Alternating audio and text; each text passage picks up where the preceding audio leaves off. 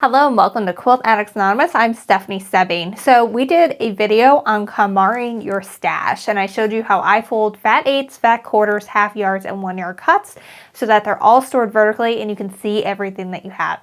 You guys have gone crazy for that video, and there have been a million comments asking about other cuts of fabric and how I organize those. So today I'm going to show you how I take care of folding fabric for garments or anything else that's 60 inches wide. What I do if I've got a fat quarter bundle that's all from one designer, and then also what I do with the little pieces that have been cut up for applique and how I store those and put those back together. But before we get to that, if you're watching this video before February 15th, we've got a contest going on. So if you KonMari your stash and take a picture of it, share it to Facebook or Instagram with the hashtags Quilt Addicts Anonymous and KonMari your stash, and then click on the link in the video description below and share it with us. Show us that you entered it. And there's also additional ways to win by subscribing, watching our YouTube videos, things like that. And then you have a chance to win 5 fat quarters or 5 yards of fat quarters, and we'll be giving that away. But first you got to get your stash organized. So step number 1, take a before picture of the insanity that it is now, and then take an after picture once you've got it all organized. Some of you guys have already been sharing your photos, and let me tell you, there's some really good before and after. So it feels so good to get everything organized, and then you know what you got and what you truly need to finish the projects you have. So that's really fun and really neat. All right, so in this video, we're going to address some of the questions that came up again and again in the stash for first one on KonMari your stash. So one of the first ones was, what do I do when I buy a fat quarter bundle and they're all together? And the answer is, I leave it alone and I don't touch it. So this one I got a couple years ago. It's a Joel Dewberry one. It's Avalon. I really like it. It looks very nice together. We have a lot of fat quarter friendly patterns that I've designed over at shop.quiltaddictsanonymous.com, and I might use this someday in that, or I might use it when I'm testing a new pattern. I just opened one up the other day to kind of test and make sure that what I thought was going to work did in fact work for one that we're doing with a new line that we have for Stashing with Stephanie. And I opened one of these up, and eventually it's going to be a quilt for my daughter's bed, and it's already all coordinated, looks great together, and I can just get sewing. I don't have to spend a lot of time pulling fabrics that are going to work first. So if it's already wrapped up nicely in a bundle, I leave it that way until the fabric tells me what it would like to become, and then I just store those on my shelves like this. The second question I got a lot was, what happens when you use something for applique and you've got pieces cut out of it? How do you fold that? And the answer is exactly like I do the other fat quarters, just I kind of tuck in the part that's missing. So my daughter and I made a poop emoji rainbow pillow yesterday because she loves the poop emoji and rainbows because she's 4, and both of those things are awesome. And so this is what's left of that. So what I did is I folded it in half just like the others, and then I'm going to fold it in half again, making sure that my selvage is just on the inside. And what I might want to do, if I'm really going to plan to store this long term, is I've still got some fusible web on here, so I might want to cut that off just so that it folds a little nicer. But that's up to you. So I'm going to fold this in half, and then I'm going to fold it in on itself, and then in on itself again, and then in half. And then I've got the same nice, neat fat quarter, just as we did, where all the raw edges are tucked on the inside. But here's the big difference. I would store this separately than all my other fat quarters. That way I know that this bin of fat quarters has got stuff missing from it. So that way if I'm pulling from a fat quarter pattern where I need every single inch of the fat quarter, I don't get my heart set on this fabric because I'm not going to be able to use all of it, and I'm going to have to get scrappier and grab a few extra. So I would store these separately, especially if you do a lot of applique. You might want to use it for other applique projects, and then that would go in a separate bin, and I would label it like that. So the other one is, what do you do with extra large cuts? This is about a 3 yard cut right here, and does it work? And the answer is yes, but you need to fold it down a little special.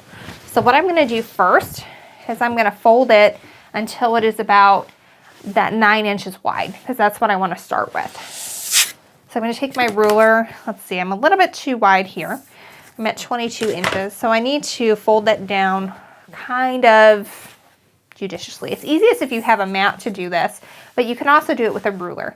So what I'm going to do is I've got my 18-inch mark measured there. And the reason why I'm folding it to 9 inches wide is because if you had a 36-inch 1-yard cut of fabric and you fold it in quarters like we did originally, that's going to be 9 inches. So that's what I want to get to here. So I'm going to fold that so that it's nice and even and that it is now 18 inches wide. And then I'm going to fold this back like this. So that way my raw edge is now tucked in the center here. And now I can again fold this in half. And so now I've got a piece that's 9 inches by width of fabric, like what we had when we were doing the 1-yard cut, just there's a few more folds on the inside here. So now I can take it like we did before, and I can either fold it in half to the center like this twice, and then fold it in half, and then it's going to sit up right on its own here. Smush it down a little more. Now it sits up real nice. You would want to put it in a basket. It's wanting to have a little bit of spread, but you could still have larger cuts here. Again, this one's about 3 yards and it is not overwhelming at all. It is about a little less than 1 inch wide.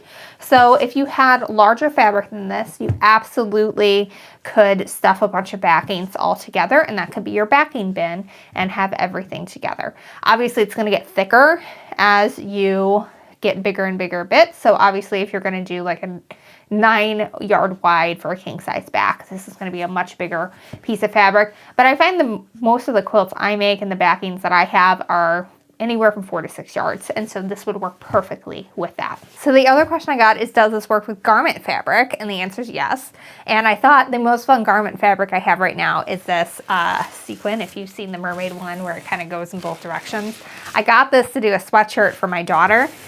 And then I also have some sweatshirt fleece. And so I'm going to store these together in their bin, so that way I know that these are supposed to be together in the end when I finally get around to making them. And then also I'm going to put the pattern with them as well, so that way I don't forget it. So what I'm going to do first, and for one like this, you maybe would want to store it with the wrong side out, just because you don't want to damage any of the sequins. But I'm going to first get my selvages together just like I would any other. And of course this is going to be longer.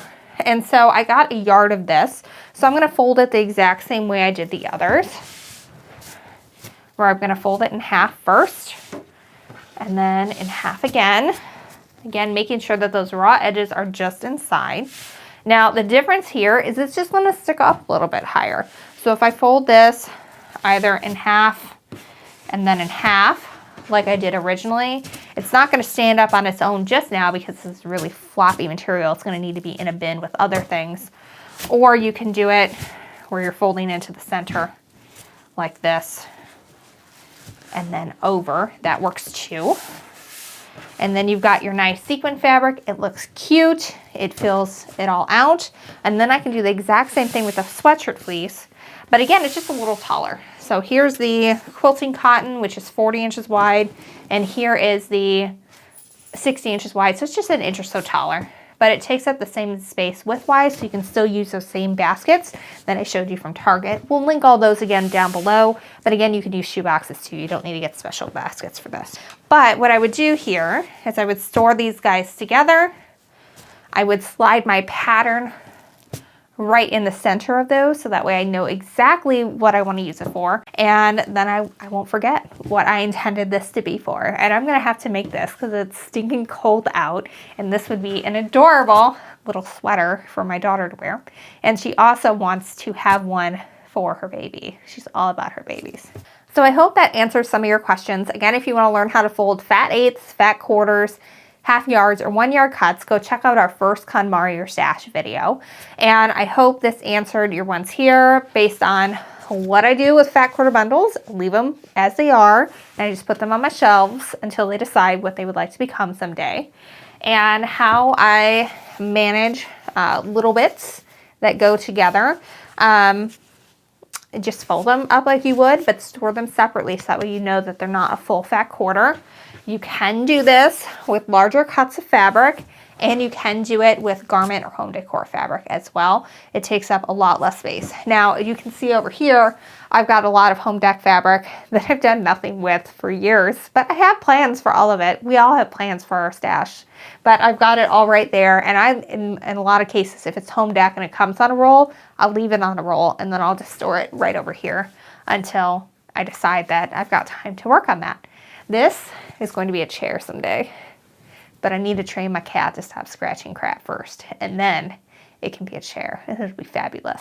I've already got the chair painted, just need to do that.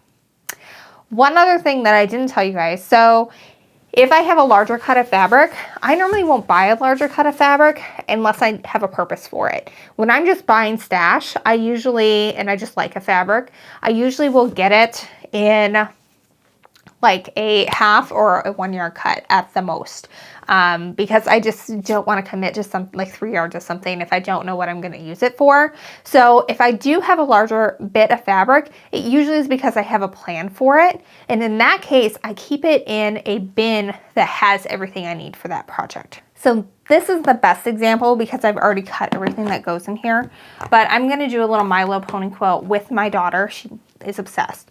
And so I've already cut up all my square, or triangles in this case, of all the little ponies.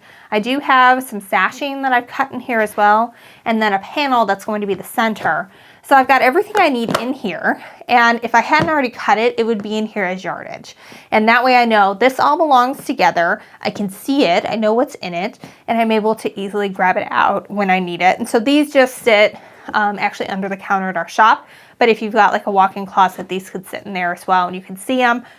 They're really easy to pull them out when you need them. And since you have the plastic in it, it's not like you're going to be damaging your fabric by stacking them up. When you're shopping for these, I just go usually to Michael's and I get the clear scrapbook bins. What you want is the interior size to be at least 12.5 inches.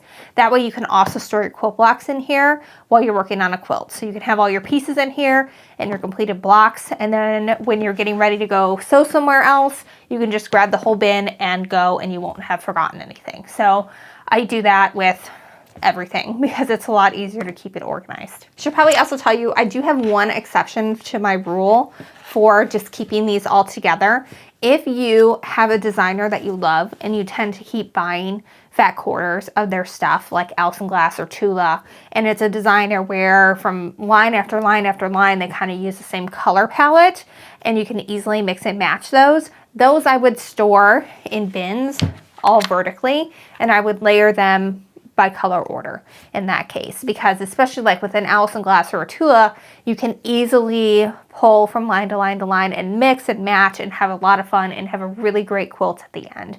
So in that case, I would have a separate bin for that designer if you have one that you really obsess over. I find lately, because everything I do has to get done in a timely manner so we can use whatever the finished quilt is to help sell the fabric, I don't have a lot of UFOs. So if I have something, I'm going to use it. So a lot of my stash I've had since before I started the quilt shop, and it's not really getting touched because everything I do has to be finished like immediately.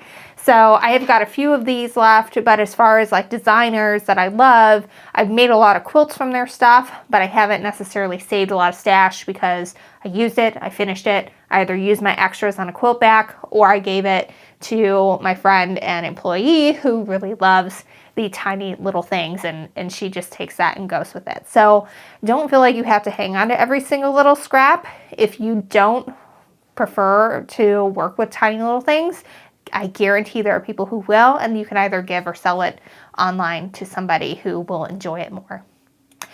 All right, so I hope you have enjoyed this. Make sure you go organize your stash and then tag us with KonMari Your Stash and Quilt Addicts Anonymous on Instagram or Facebook, and then click on the link in the video description below to enter for your chance to win 5 yards of fat quarters from us, and we will send that to you. We're going to pick a winner, but you have until February 15th of 2019. So if you're seeing this video before then, go enter after you organize your stash. But make sure you take a before picture. We want to see how crazy it is beforehand. Thanks so much for following along, and until next time, happy quilting.